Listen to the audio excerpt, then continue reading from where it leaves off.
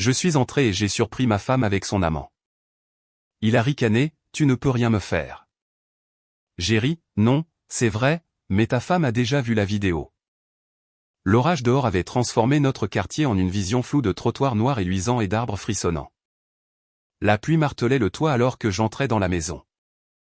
Silencieux, calme, un peu trop calme. Je n'ai pas crié son nom. Je n'ai pas accroché mon manteau. J'ai simplement marché droit vers la chambre. À la seconde où la porte s'est ouverte, le temps a ralenti. Mélissa était là, ma femme. Ses cheveux en désordre, la peau rouge, son corps pressé contre un homme que je n'avais jamais vu auparavant, mais dont j'en savais instantanément beaucoup trop. Elle a eu un hoquet de surprise. L'homme, non. Il s'est redressé lentement, sa poitrine nue se soulevant tandis qu'il souriait. On dirait que tu es rentré tôt, hein. Sa voix était mielleuse, comme s'il s'entraînait à charmer des juges et à effrayer des adolescents dans une salle d'audience. Il n'a pas tressailli. Ne s'est pas excusé. Il m'a juste toisé comme si j'étais le domestique qui venait de déranger. Tu dois être Jacques, le mari de Mélissa, a-t-il dit en attrapant calmement sa montre sur ma table de chevet. Tu es un peu plus silencieux que ce à quoi je m'attendais. J'ai fait un pas en avant. Un seul pas, suffisant pour que la porte se referme derrière moi. Et tu dois être l'homme qui se croit intouchable, ai-je dit d'un ton neutre. Son sourire narquois n'a pas bougé. Ça dépend. Tu comptes en venir aux mains? Ce serait une erreur. Je suis procureur de la République. Pose un doigt sur moi et c'est toi qui feras des pompes à la prison départementale. Mélissa était figée, les draps remontés sur sa poitrine, les yeux écarquillés, le mascara coulant comme l'orage dehors. J'ai penché la tête. Détends-toi. Je ne vais pas te toucher. Il a haussé les épaules. Homme intelligent. Alors je suppose qu'on en a fini ici. J'ai haussé un sourcil.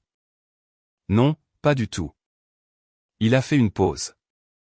J'ai plongé la main dans la poche de ma veste, j'ai sorti mon téléphone, ouvert un dossier et tourné l'écran vers lui. Ses yeux se sont baissés.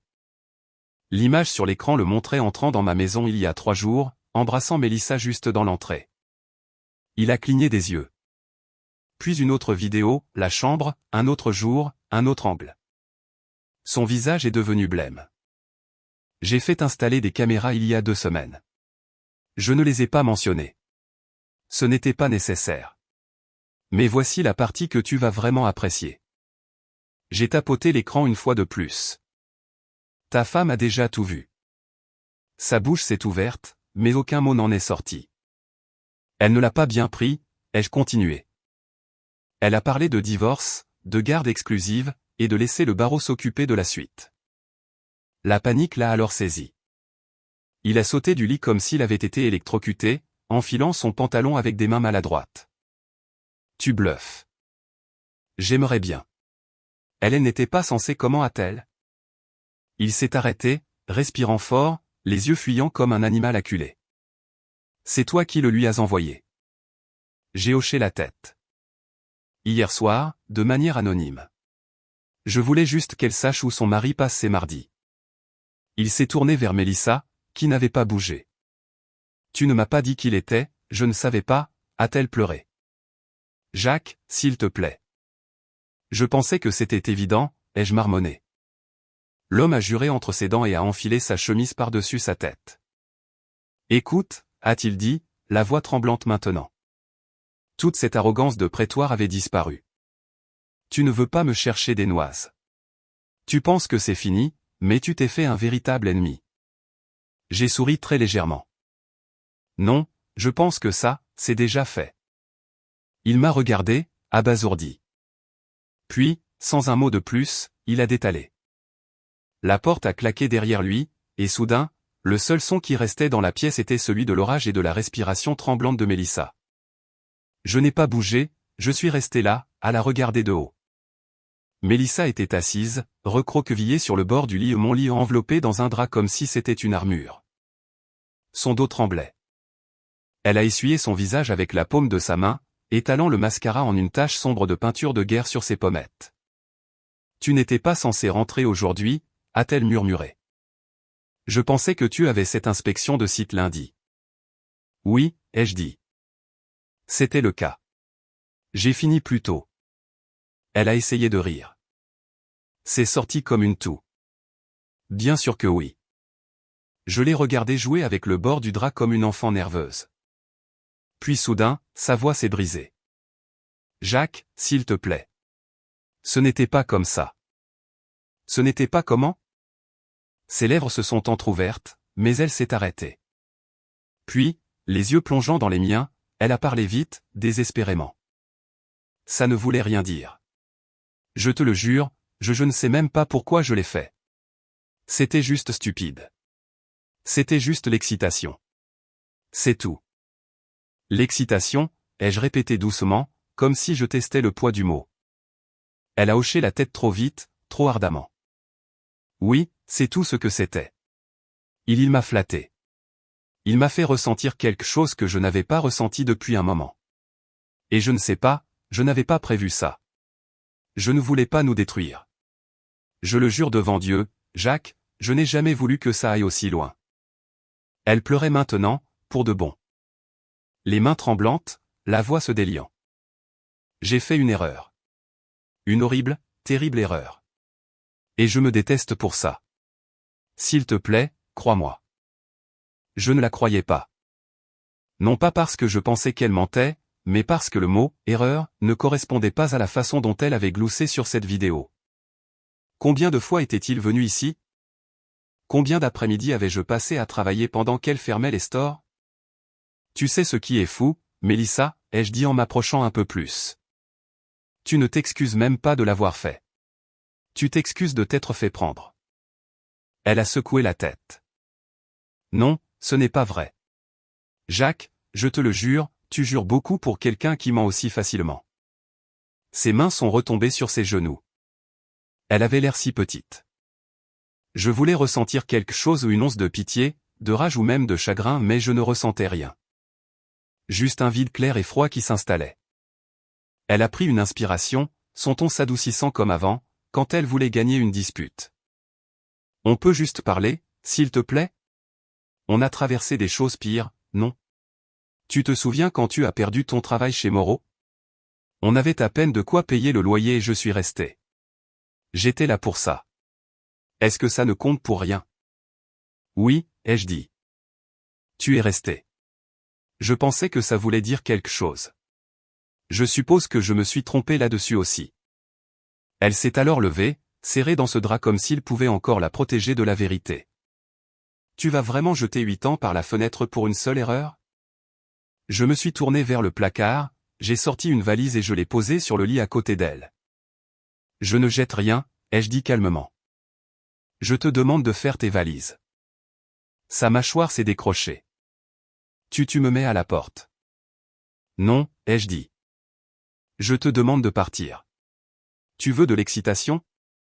Je l'ai regardé droit dans les yeux. Alors je veux ressentir de l'excitation quand tu feras tes valises et que tu partiras. L'air a été aspiré de la pièce. Elle a serré le drap plus fort, comme si elle pouvait s'effondrer sans lui. Où est-ce que j'irai? J'ai haussé les épaules. Où qu'il soit. Il ne répond pas à son téléphone en ce moment, mais je suis sûr qu'il reviendra quand l'enquête du barreau se calmera. Sa bouche s'est ouverte, puis refermée. Elle n'avait plus de mots. Juste une douleur brute et silencieuse dans son regard. Le reste s'est déroulé lentement. Elle a sorti des vêtements des cintres, les a pliés dans la valise en silence. Ses mains bougeaient comme si elles appartenaient à quelqu'un d'autre. Saccadée, raide. Toutes les quelques minutes, elle faisait une pause et me regardait comme si elle voulait que je dise quelque chose. Que je l'arrête. Que je lui offre une sorte de pitié. Je ne l'ai pas fait. Pas une seule fois. Au moment où elle a fermé la valise, le soleil était passé sous les stores et peignait le salon de longues ombres grises. Elle l'a fait rouler dehors en silence, ses talons claquant sur le parquet, et s'est arrêtée à la porte. Jacques, a-t-elle dit une dernière fois. Je n'ai pas répondu. Elle a attendu juste une seconde de plus, puis est sortie dans le crépuscule froid et humide de Paris. La porte s'est refermée avec un déclic, et je suis resté seul dans le silence qui a suivi. 3 jours plus tard, je me suis retrouvé assis à une table d'angle dans une boulangerie appelée chez Amélie, juste à côté du boulevard Saint-Germain. La pluie tapotait de nouveau légèrement contre les fenêtres, comme si le temps lui-même n'avait pas tourné la page depuis ce jour-là. J'ai remué mon café. Il avait un goût vif et honnête, un peu comme la femme assise en face de moi. Vanessa ressemblait exactement à ce que j'imaginais de la femme d'un procureur de la République. Une posture parfaite, une veste cintrée, un diamant à sa main qui pourrait aveugler un homme imprudent. Mais il y avait quelque chose de plus. Un feu derrière ses yeux, une fureur qui s'était concentrée. Elle a levé sa tasse et a porté un toast ironique au scandale public et aux caméras privées. J'ai souri. À la justice poétique. Sérieusement, a-t-elle dit en posant sa tasse et en se penchant en avant. Tu aurais dû le voir quand je l'ai confronté. Cet homme qui a un jour menacé de poursuivre un toiletteur pour chien pour avoir égratigné sa Mercedes était littéralement à genoux. À genoux, Jacques? Elle a écarquillé les yeux pour insister, puis a éclaté de rire. Et tu n'as rien dit, ai-je demandé. Oh, j'ai dit beaucoup de choses, mais surtout, je suis resté là, je l'ai laissé transpirer, puis j'ai lâché ça. Elle a sorti son téléphone et l'a tapoté. L'écran s'est allumé sur une image figée de la vidéo. Mélissa, emmêlée dans les draps, floutée juste assez pour que ce soit légal, mais assez nette pour que ce soit dévastateur. Je lui ai fait un signe de tête respectueux. Tu n'as pas hésité. S'il te plaît, a-t-elle dit en sirotant son café au lait comme si c'était du vin. J'attendais ce moment depuis la seconde où son ego a dépassé ses vœux de mariage. Il y a eu une brève pause. Pas lourde, juste réfléchie. Elle m'a étudié un instant. Alors, comment vas-tu vraiment? J'y ai pensé au silence dans la maison. À l'absence de ses chaussures près de la porte. À la façon dont l'air semblait plus facile à respirer. Je vais bien, ai-je dit. Mieux que je ne le devrais. Elle a hoché la tête comme si elle comprenait trop bien. Laisse-moi deviner, a-t-elle dit. Les gens te disent de ne pas prendre de décision sous le coup de la colère. Que le temps guérit tout. Qu'elle a peut-être fait une erreur. J'ai penché la tête. Tu as entendu ces phrases, toi aussi? Tous les jours. Ma sœur m'a dit que je devrais aller voir un conseiller. Mon collègue a dit que je devrais me battre pour ma famille. Elle a levé les yeux au ciel. Je leur ai dit à tous les deux que le seul combat qui m'intéresse maintenant est celui où je gagne. Nous avons tous les deux ri de cela. Il y avait quelque chose d'étrange et de presque libérateur là-dedans. Parler de trahison avec quelqu'un qui n'avait pas besoin qu'on lui dore la pilule. Elle a tapoté son ongle contre le bord de sa tasse. Je ne suis généralement pas aussi mesquine, mais ça semble mérité. Je ne pense pas que ce soit mesquin, ai-je dit. C'est de la clarté. Vanessa m'a de nouveau regardé, cette fois plus doucement. Eh bien, merci pour la clarté, les images et la rupture nette. De rien, ai-je dit. La prochaine fois que ton mari décidera de tout gâcher, tu sais qui appeler. Elle a souri largement et, pendant un instant, nous sommes juste restés là. Deux personnes qui avaient été brûlées mais qui tenaient maintenant l'allumette. Les marches du palais de justice semblent toujours plus froides après une audience, peu importe la décision du juge. Ce matin-là, il ne s'agissait que de paperasse. Rien de grand, rien de dramatique, juste des cases à cocher. Mais j'ai remarqué la façon dont Mélissa me regardait de l'autre côté de l'allée. Pas de remords, pas de douceur, juste du calcul. Elle n'a pas parlé à l'intérieur. Elle a attendu que nous soyons seuls. Je venais de sortir sur le parking, parcourant encore une copie du procès-verbal du tribunal, quand j'ai entendu ses talons derrière moi. Clic, clic, clic, plus lent que d'habitude. Le bruit de quelqu'un sur le point de livrer une performance. Jacques, a-t-elle appelé? Je me suis retourné. Mélissa se tenait près de sa voiture argentée, les bras croisés sur la poitrine, les lèvres retroussées en un petit sourire acéré. Cette expression familière qu'elle arborait quand elle pensait avoir le dessus. On dirait que tu as perdu du poids, a-t-elle dit. Le stress te rattrape? Je n'ai pas répondu. J'ai juste laissé le silence s'installer. Elle s'est approchée de quelques pas, la brise attrapant ses cheveux et les faisant voler juste assez pour que cela paraisse accidentel. Sa voix s'est abaissée à ce ton qu'elle utilisait toujours quand elle voulait blesser profondément. Je pensais que tu voudrais peut-être savoir, a-t-elle dit. Daniel m'a proposé de m'aider à trouver un endroit. Il a dit que je pourrais emménager dans l'un de ses appartements. À Neuilly-sur-Seine, tu sais. Calme, sécurisé. Avec une vue. J'ai légèrement haussé les sourcils mais n'ai rien dit. Elle a souri plus largement. Il gagne plus que tu n'as jamais gagné, Jacques. C'est juste la stabilité, tu sais? Quelque chose que je n'ai jamais eu avec tes petits projets et tes factures horaires. Et voilà. La pique. La même vieille blessure sur laquelle elle savait appuyer juste comme il faut. Je l'ai regardée pendant une longue seconde. Alors c'est ça. Tu cours après les appartements maintenant. Je cours après un avenir, a-t-elle répliqué sèchement. Tu penses que c'est dur pour moi? Tu penses que tu me punis? J'ai fait un pas envers elle jusqu'à ce que je puisse voir la nervosité dans ses yeux que le sourire narquois essayait de cacher. Tu ne me fais pas de mal, Jacques, a-t-elle ajouté, la voix vive. Tu me libères, et je vais vivre mieux que je ne l'ai jamais fait avec toi. Il me l'a promis. J'ai souri alors, juste un petit sourire. Calme. Ça n'est pas encore décidé. Elle a cligné des yeux. Les mots ont atterri comme une rafale de vent froid entre nous. Qu'est-ce que ça veut dire, a-t-elle demandé, la voix baissant, incertaine pour la première fois. Je me suis penché d'une fraction.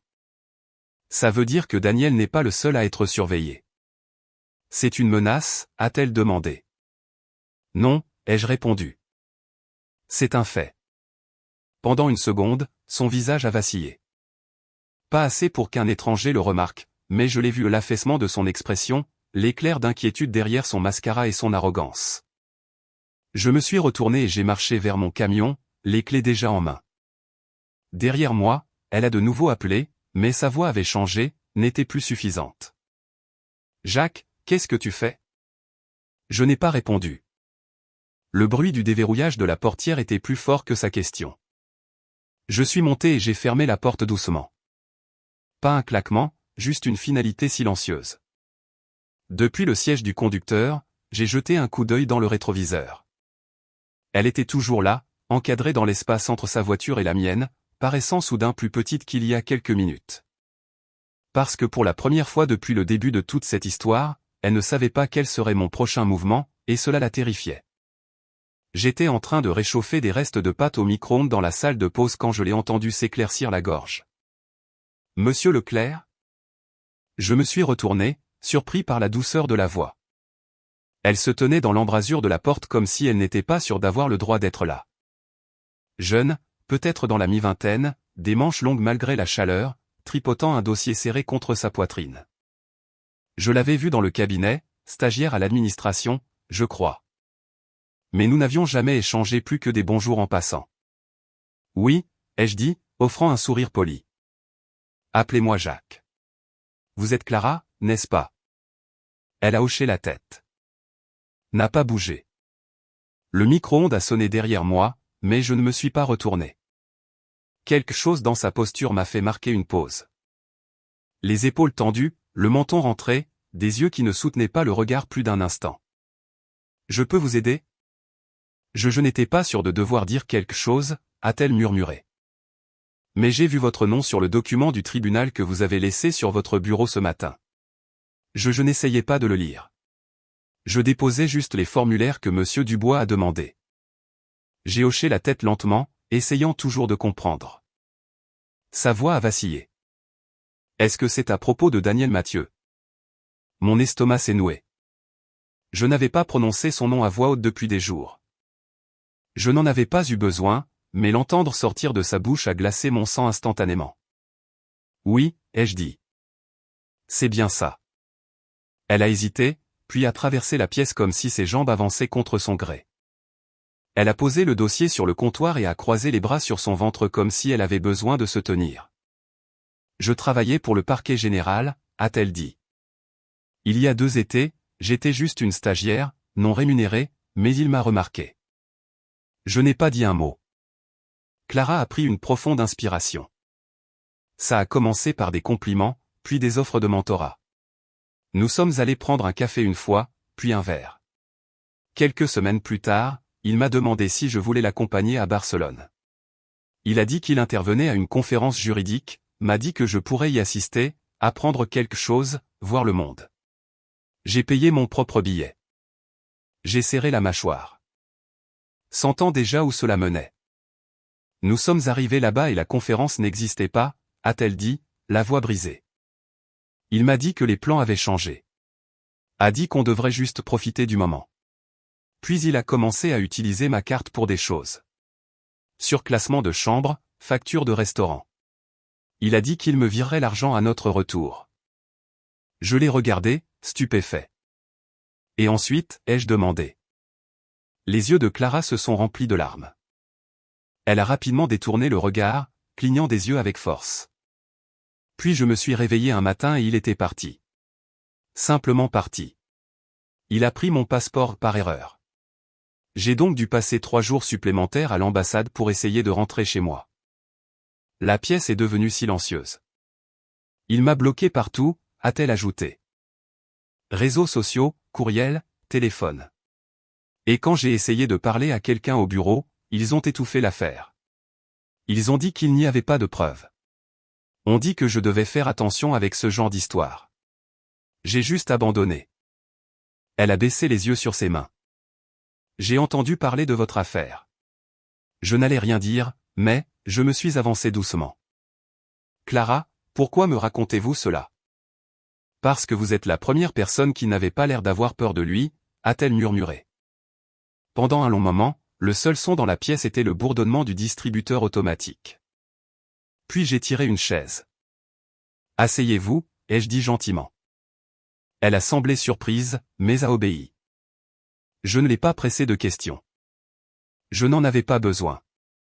Je pouvais le voir en elle la honte qu'elle n'avait pas méritée, la peur qui l'avait réduite au silence, et la petite étincelle d'espoir qu'elle se permettait à peine de ressentir. Vous n'êtes plus seul maintenant, ai-je dit, d'une voix stable et ferme. Nous allons faire quelque chose à ce sujet. Ses lèvres ont tremblé, et elle a hoché la tête, une larme silencieuse coulant sur sa joue. Et en moi, l'orage qui couvait a finalement trouvé sa foudre. Le cabinet d'avocat était niché entre un café-boutique et une vieille librairie sur le boulevard Saint-Germain. De l'extérieur, il ne payait pas de mine. Juste une autre plaque de laiton sur la porte, mais à l'intérieur, les murs étaient tapissés de certifications encadrées et de victoires judiciaires. Tout dans cet endroit semblait précis, concentré et conçu pour la bataille. J'étais assis en face d'Hélène Tran, le genre d'avocate qui ne gaspillait pas ses mots. Ses cheveux étaient attachés en un chignon serré, son blazer repassé au millimètre près, et le regard dans ses yeux disait qu'elle avait déjà lu tout ce que je lui avais donné 2 fois avant que j'entre dans la pièce. La déclaration sous serment de Clara est solide, a-t-elle dit en tournant une page. Nous avons les eurodatages de sa carte d'embarquement, les reçus de sa carte de crédit, les échanges de textos confirmant ses arrangements avec Mathieu. Et ça, elle a tapoté la déclaration que Clara avait écrite de sa propre main. Ça se lit comme quelqu'un qui n'a plus rien à protéger. J'ai hoché la tête. Parce qu'elle n'a plus rien. Hélène s'est penchée en arrière, tapotant son stylo contre le dossier. Nous commencerons par déposer une plainte auprès du barreau de Paris et du comité d'éthique. Cela déclenchera un examen préliminaire. S'ils jettent ne serait-ce qu'un coup d'œil à ces dossiers, ils ouvriront une enquête. Et s'ils ne le font pas, ai-je demandé. Son regard s'est aiguisé. Alors nous rendons l'affaire publique. J'ai fait glisser une clé USB sur la table. Il y a plus, ai-je dit. D'autres filles.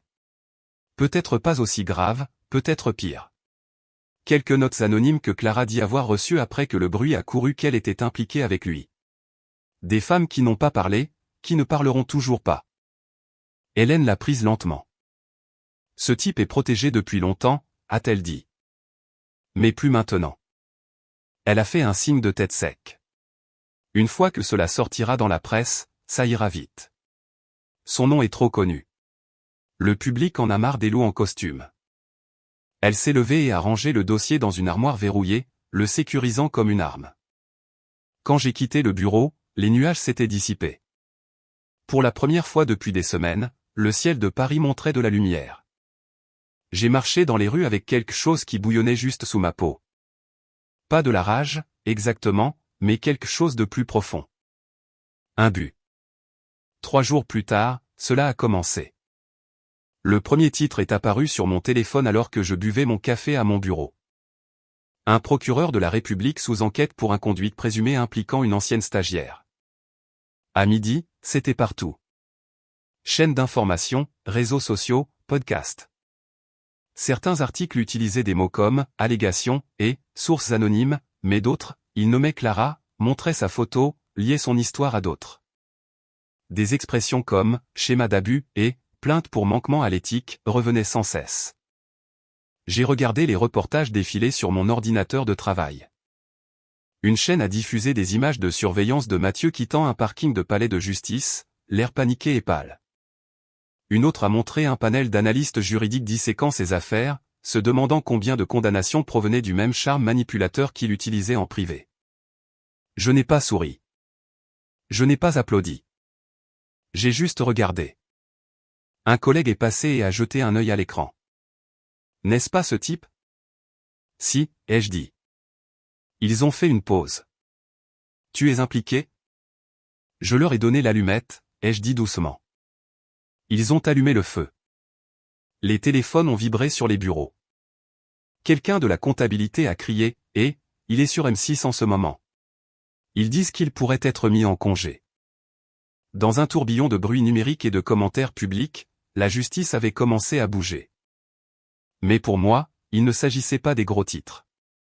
Il ne s'agissait pas de vengeance. Il s'agissait de se lever quand personne d'autre ne l'avait fait. Pour Clara, pour les autres, et oui, pour moi aussi. Parce que certains feux ne brûlent pas par vengeance. Certains brûlent pour dégager le chemin. Si cette partie vous interpelle, mettez un pouce en l'air à la vidéo. Il était presque 21h quand j'ai entendu frapper à ma porte d'entrée. Pas un coup poli. Pas le genre de coup qu'un voisin donne. Celui-ci était plus lent, plus lourd, comme si quelqu'un voulait être entendu, mais pas accueilli. J'ai jeté un coup d'œil par la fenêtre. Il était là, Daniel Mathieu, toujours dans un costume sur mesure, bien que la veste tombait de ses épaules comme si elle avait perdu sa forme. Sa cravate était desserrée, son visage pâle, mais sa mâchoire était crispée avec le même angle suffisant qu'il avait le jour où je l'avais trouvé dans ma chambre. J'ai ouvert la porte mais ne suis pas sorti. Jacques, a-t-il dit, tu as une minute? Je n'ai pas répondu, je suis juste resté là à le regarder. J'ai laissé le silence le forcer à faire l'effort. Il a expiré brusquement. J'imagine que tu dois te sentir plutôt fier de toi en ce moment. Je me suis appuyé contre le cadre de la porte. C'est ce que tu es venu me dire? Non, a-t-il dit. Je suis venu te rappeler avec quoi tu joues. J'ai légèrement penché la tête. Tu penses que cette ville veut un scandale comme celui-ci au sommet de la chaîne alimentaire, a-t-il demandé. Tu penses que la presse va continuer à adorer Clara quand ils réaliseront qu'elle m'a suivi à l'autre bout du monde à ses propres frais? Elle a été invitée, ai-je dit calmement, et abandonnée. Ses yeux se sont plissés. Tu ne sais pas comment fonctionne ce jeu. J'en sais assez, ai-je répondu. Je sais quel genre d'homme se cache derrière des menaces quand son masque tombe. Il a fait un pas en avant, baissant la voix.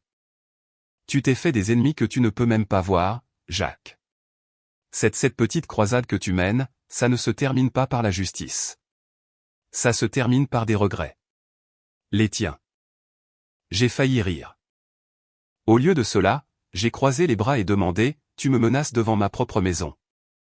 Je te dis de reculer, a-t-il dit, en essayant de paraître calme. Pour ton propre bien. Mon bureau a encore du pouvoir, et j'ai encore des amis. J'ai laissé cela en suspens pendant une seconde. Puis je suis sorti complètement sur le porche. Non, ai-je dit, à voix basse. Ce que tu as, c'est une traînée de personnes sur lesquelles tu as marché, à qui tu as menti et que tu as jeté. Et maintenant, tu as un miroir en face de toi. Ce n'est pas ma faute. C'est la tienne. Il a cligné des yeux, stupéfait un instant. Je suis passé devant lui en descendant les marches du porche, laissant l'air frais de la nuit remplir l'espace entre nous. Tu as déjà assez pris aux autres, ai-je dit. Tu ne prendras pas le silence non plus. Il a semblé vouloir répliquer, mais aucun mot n'est venu. Juste un long regard amer, et je l'ai vu ce dont il avait vraiment peur. Pas la prison, pas la révélation, mais de perdre la seule chose sur laquelle il avait toujours compté, la peur. Il s'est finalement retourné avec un juron marmonné. Il a commencé à descendre le trottoir. « Tu as oublié quelque chose ?» ai-je crié. Il s'est arrêté, sans se retourner. « Ma porte d'entrée ?» ai-je dit.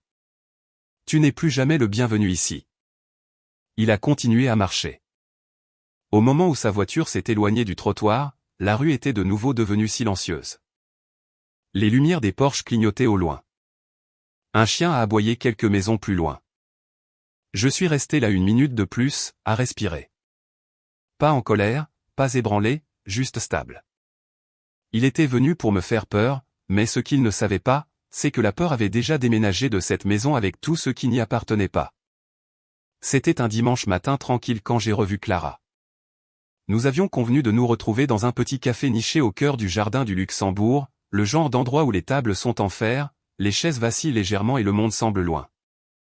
La ville bourdonnait encore d'articles de presse, mais dans ce petit coin, entouré de chaînes et de joggeurs matinaux, on avait l'impression qu'un bouton de pause avait été enfoncé. Clara était déjà là quand je suis arrivé. Capuche relevée, lunettes de soleil, la tête penchée sur une tasse fumante. Elle a levé les yeux quand elle m'a vu et, pour la première fois, elle a vraiment souri. Pas le genre de sourire prudent et poli. Un vrai, petit, mais réel. « Salut », a-t-elle dit alors que je m'asseyais en face d'elle. « Salut ». Elle a hésité 1 seconde, puis a lentement enlevé ses lunettes de soleil. Ses yeux étaient fatigués, mais plus clairs qu'avant. Plus forts. « J'avais peur que tu ne viennes pas. Pourquoi ne serais-je pas venu ? » Je ne sais pas, a-t-elle dit doucement, en regardant ses mains. Tu en as assez fait, plus que quiconque n'a jamais fait. Tu veux dire plus que lui ? Sa lèvre a tressailli.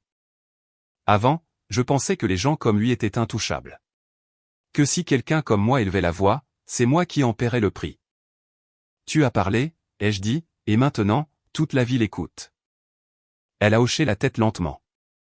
Puis, clignant des yeux avec force, elle a murmuré, je ne sais pas ce qui serait arrivé si tu ne m'avais pas cru. Je me suis penché en arrière, l'étudiant. Elle portait de nouveau les mêmes manches longues, même si la matinée était chaude, mais elle était assise plus droite cette fois. Elle ne se recroquevillait plus. La plupart des gens ne l'ont pas fait, a-t-elle ajouté. Quand j'en ai parlé pour la première fois aux ressources humaines du parquet général, ils m'ont dit de le prendre comme un compliment, que j'avais de la chance qu'ils m'aient même remarqué. J'ai serré la mâchoire. Elle a remarqué. Tu sais, a-t-elle continué, ma propre sœur m'a demandé si je l'avais provoqué. Comme si j'étais en quelque sorte responsable d'avoir été abandonné dans un pays étranger. Elle a ri, d'un rire sec et amer. Personne ne m'a jamais dit que ce n'était pas ma faute. Pas avant toi. Il y a eu une longue pause. Puis j'ai dit, tu n'aurais pas dû avoir besoin que quelqu'un te le dise. Eh bien, si, a-t-elle dit, les yeux brillants. Alors, merci. J'ai baissé les yeux 1 seconde, puis je les regardais de nouveau. Disons simplement que j'étais redevable à quelqu'un. Elle a penché la tête. Tu ne me donnes pas l'impression d'être du genre à être motivé par la culpabilité. Ce n'est pas de la culpabilité, ai-je dit. C'est autre chose. Je n'ai pas expliqué davantage, mais j'ai vu la curiosité vaciller dans ses yeux. Elle n'a pas insisté. Nous sommes restés assis là quelques minutes dans un silence confortable. Le genre de silence qui n'a pas besoin d'être comblé. Des gens passaient devant nous. Des promeneurs de chiens, des cyclistes, un père poursuivant un bambin avec une gourde de jus en fuite. Mais dans ce petit cercle de quiétude, on avait l'impression que quelque chose s'était enfin équilibré. « Tu penses qu'il va vraiment payer pour ça ?» a-t-elle demandé, sans me regarder. « Je pense que la vérité est bruyante maintenant, » ai-je dit. Et une fois que les gens l'entendent, il est difficile de prétendre qu'ils ne l'ont pas entendu. Elle a hoché la tête. J'ai toujours peur, comme si tout allait se retourner et que d'une manière ou d'une autre, c'est moi qui serais jugé. C'est comme ça qu'il voulait que tu te sentes. Elle m'a regardé. Et toi? J'ai fait un petit sourire. J'ai fini d'avoir peur. Elle a alors tendu la main sur la table, lentement, avec hésitation, et a posé sa main sur la mienne. Ce n'était pas romantique. C'était plus fort que ça. C'était de la gratitude, une connexion, un défi. Une déclaration silencieuse qui disait « Nous nous en sommes sortis ». Et aucun de nous n'allait y retourner. Il était presque crépuscule quand il est revenu. Je venais de sortir sur le porche pour arroser le romarin en pot que Mélissa n'avait jamais pensé à emporter avec elle. Le soleil glissait bas derrière les toits, baignant tout le quartier dans ce calme chaleureux de fin de journée. Et puis il était là, Daniel Mathieu, pas en costume cette fois, sans cravate, sans chaussures cirées, juste une chemise froissée, un pantalon kaki qui n'avait pas vu un fer à repasser depuis des jours, et un visage qui semblait avoir cessé de dormir au moment où les gros titres étaient sortis. Il a remonté le trottoir lentement, comme un homme approchant de sa propre condamnation. Je n'ai pas bougé. Il s'est arrêté au pied des marches, les yeux vides. Jacques. Je n'ai pas répondu. Il s'est agité, nerveux. Je peux te parler ? Je me suis appuyé sur la rampe, les bras croisés. Tu le fais déjà. Il s'est éclairci la gorge, a baissé les yeux, puis les a relevés. Je ne suis pas ici pour me battre. Je ne suis pas ici pour défendre quoi que ce soit. Je voulais te faire face. Sans avocat, sans menace, juste d'homme à homme. Ce mot a attiré mon attention. Homme. Drôle de choix. Il a continué. J'ai perdu mon travail hier, officiellement. Ils ont fait comme si c'était volontaire, mais nous savons tous les deux ce que c'était. Je n'ai rien dit. Et Vanessa divorce de moi, rapidement. Elle dit qu'elle ne veut pas d'un autre gros titre avec son nom dedans. Pourtant, j'ai attendu. Il a regardé autour de lui, se frottant les mains. Des gens m'ont craché dessus en public, Jacques, littéralement. À une station-service hier, une femme a jeté son café sur mon pare-brise. J'ai hoché la tête une fois. Ça semble léger, compte tenu des circonstances. Il a presque souri, mais il ne lui en restait pas assez. Je mérite une partie de ça, a-t-il dit. Probablement la plus grande partie. Non, ai-je dit sèchement. Tu mérites tout. Il a fait une pause. A laissé cela s'installer. Je suis venu parce que j'espère que nous pourrions clore cette affaire. Je n'attends pas de pardon, mais peut-être que nous n'avons pas besoin de continuer à traîner ça. Peut-être qu'on pourrait se serrer la main et s'en aller. J'ai fini. Tu as fait valoir ton point. Il a tendu une main, raide et maladroite, comme si même lui ne croyait pas à ce qu'il offrait. Je l'ai fixé pendant un long moment, puis je l'ai regardé droit dans les yeux. Il ne s'agit pas de haine, Daniel. Il s'est figé, la main toujours tendue. Il s'agit de conséquences, ai-je continué.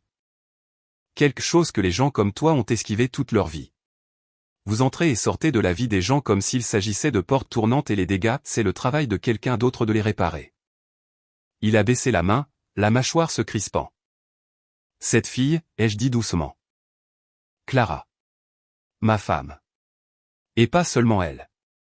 Il y en a eu d'autres, n'est-ce pas? Il n'a pas répondu. C'est ce que je pensais. J'ai descendu une marche, non pas pour l'intimider, mais pour finir clairement, sans aucun doute. Vous pensiez tous que personne ne regardait, que vos noms étaient trop importants, vos costumes trop propres, vos dossiers trop parfaits. Mais les gens regardaient. Je regardais. Et maintenant, toute la ville regarde. Il a dégluti difficilement. Je ne suis pas ici pour te punir, ai-je dit. La vie s'en charge déjà. Je m'assure juste que tu ne sautes pas la partie où tu le ressens. Il n'a pas argumenté, n'a pas plaidé. Il a juste hoché la tête, un hochement lent et silencieux, comme un homme réalisant enfin qu'il avait sauté d'une falaise il y a longtemps et qu'il venait seulement de toucher le sol. Puis il s'est retourné et est reparti par où il était venu.